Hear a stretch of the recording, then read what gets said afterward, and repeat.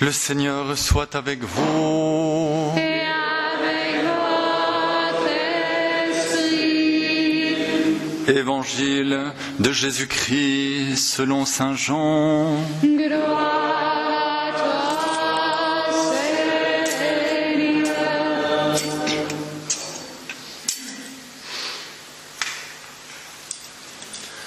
Comme la Pâque des Juifs approchait, Jésus monta à Jérusalem. Il trouva installés dans le temple les marchands de bœufs, de brebis et de colombes et les changeurs. Il fit un fouet avec des cordes et les chassa tous du temple, ainsi que leurs brebis et leurs bœufs. Il jeta par terre la monnaie des changeurs, renversa leur comptoir et dit aux marchands de colombes: enlevez cela d'ici, ne faites pas de la maison de mon Père une maison de trafic. Ses disciples se rappelèrent cette parole de l'Écriture: l'amour de ta maison fera mon tourment. Les Juifs l'interpellèrent: quel signe peux-tu nous donner pour justifier ce que tu fais là? Jésus leur répondit: détruisez ce temple et en 3 jours je le relèverai. Mais le temple dont il parlait, c'était son corps. Aussi, quand il ressuscita d'entre les morts, ses disciples se rappelèrent qu'il avait dit cela. Ils crurent aux prophéties de l'Écriture et à la parole que Jésus avait dite. Acclamons la parole de Dieu.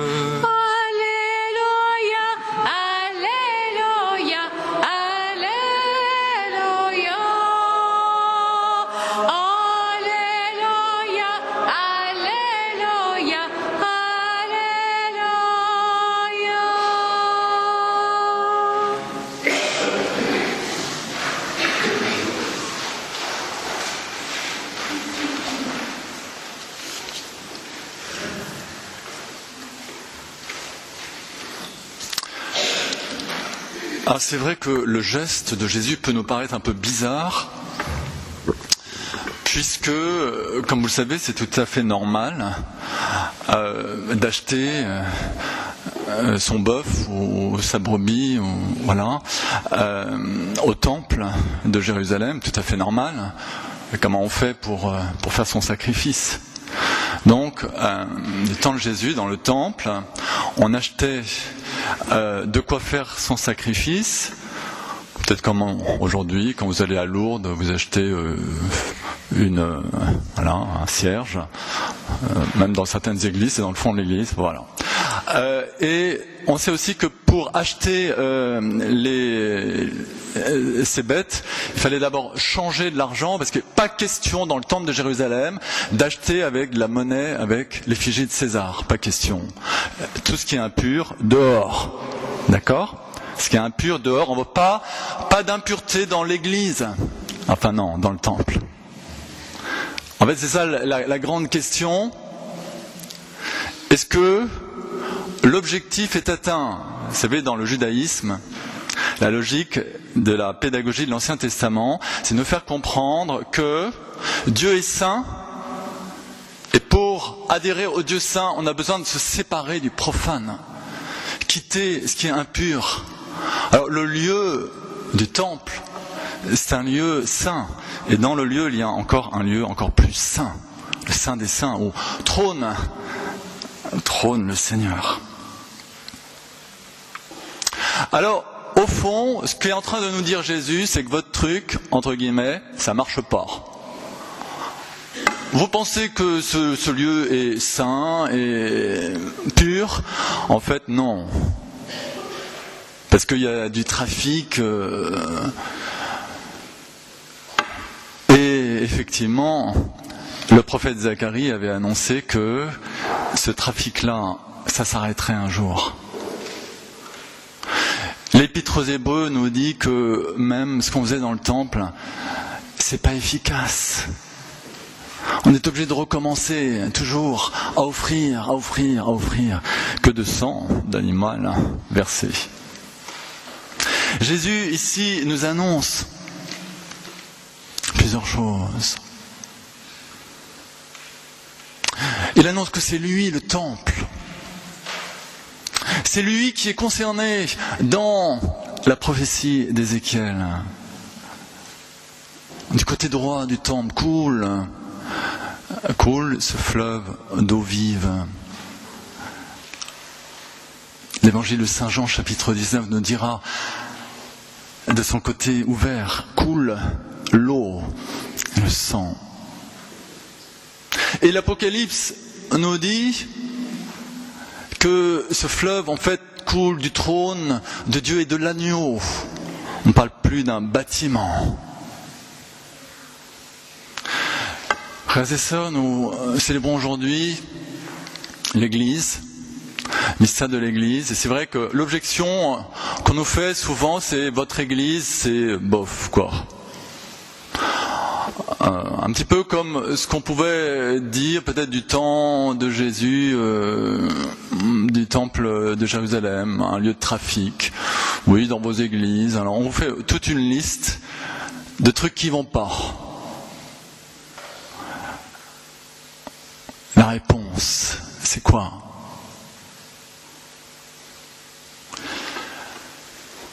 L'Église du Seigneur,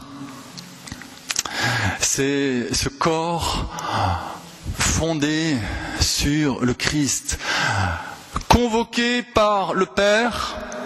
Nul ne peut venir au Fils s'il n'est pas attiré par le Père. Nous sommes convoqués si nous sommes ici. C'est pas parce que nous avons une obligation du dimanche. Tu vas à la messe le dimanche, s'il te plaît.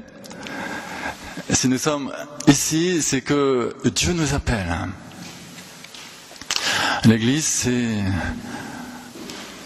le corps de ceux qui sont convoqués par le Père, qui écoutent la parole du Père. Et ce corps, il est fondé sur le Christ. Nous allons faire partie de l'Église, c'est-à-dire nous sommes unis au sanctuaire qu'est le corps humain du Christ, mort et ressuscité. Nous sommes unis à ce sanctuaire, avec lui nous formons l'Église. Oui, si nous sommes fondés sur lui, fondés. Qu'est-ce qui fonde ta vie aujourd'hui ? Qu'est-ce qui fonde ta pensée ? Est-ce que c'est le Christ ? Qu'est-ce qui fonde ta volonté ? Est-ce que c'est le Christ ? Ou est-ce que tu es un catho du dimanche pour le mieux, et pas forcément tous les dimanches d'ailleurs ? Tu es croyant le dimanche matin ou le reste du temps aussi ? Nous sommes les membres du corps de l'Église, oui, parce que nous écoutons le Père qui nous convoque, nous sommes fondés sur le Christ, nous fondons notre vie sur le Christ. Enlever le Christ, nous n'existons plus. Si le Christ n'est pas ressuscité, vaine est notre foi, dira saint Paul. Si le Christ n'existe pas, n'est pas ressuscité, notre vie est absurde. Et enfin, le corps que nous formons, c'est le lieu d'habitation du Saint-Esprit. Alors la question c'est, est-ce que c'est suffisant d'être baptisé, pensé pour faire partie de l'Église ? En principe oui, d'accord, mais vis ton baptême. Vous savez, dans certaines révélations privées, il est question de l'enfer, puis on nous dit en enfer, il y a des gens cathos. Bon, vous me direz, il n'y a personne d'entre nous qui a été voir, mais ça veut dire aussi que nous avons notre liberté. Pas suffisant d'être formellement baptisé, de formellement aller à la messe, de formellement faire nos dévotions. Non, notre vie, elle est fondée sur le Christ. Et nous avons une assurance, celle que nous donne la parole de Jésus à Pierre, lorsqu'il dit chez Pierre, et sur cette pierre, je bâtirai mon église, et les forces de l'enfer ne prévaudront pas sur elle. Alors si on vous dit aujourd'hui, oui, ton église, c'est vraiment un peu bof, quoi. on pouvait citer cette parole de Jésus. Les portes d'enfer ne prévaudront pas contre elles. J'ai reçu il n'y a pas très longtemps une personne absolument révoltée par des choses qui se passent dans l'Église, en tout cas dans les établissements chrétiens, et voilà. Et en fait, la question, il n'arrive plus à aller à la messe, il n'arrive plus à prier. La question c'est, pour toi c'est quoi l'Église ? Est-ce que tu crois en l'Église, une sainte catholique ? Alors, si tu crois vraiment en cette Église, une sainte catholique, là tu vas adhérer au mystère de l'Église, qui est là. Le Concile nous dit, l'Église subsiste dans l'Église catholique. Subsiste. Il y a un mystère à trouver. Quand vous regardez une personne, vous pouvez la juger, entre guillemets, sur l'extérieur, un peu comme un fruit. La figue de Barbarie, ça pique. Mais à l'intérieur, waouh, c'est bon. Alors, l'Église, première vue, soit on idéalise, cette communauté, ils sont absolument géniaux. Et puis après c'est la désillusion, ou alors c'est l'inverse. Vous voyez ce que je veux dire ? Alors ça c'est comme la figue de Barbarie. On va regarder à l'intérieur, avec les yeux de la foi. Ça c'est un bon truc parce que dans l'amour fraternel, c'est comme ça que ça marche aussi. Si tu veux aimer ton prochain, alors tu as besoin d'avoir la foi. Pour voir au-delà des apparences, dans le cœur. Le cœur, il n'est pas visible. Ça ne veut pas dire qu'il n'existe pas. Voilà, je vais proposer quelque chose de très simple. C'est à l'école de Saint-Augustin de vivre d'une façon un peu particulière notre communion pour ceux qui vont communier aujourd'hui. Saint-Augustin, il dit à ses fidèles, quand tu communies, le prêtre te dit le corps du Christ, et toi tu vas répondre Amen. Vous vous rappelez ce que ça veut dire Amen ? Amen. Ça veut dire quoi ? Je crois. Ça veut dire je crois.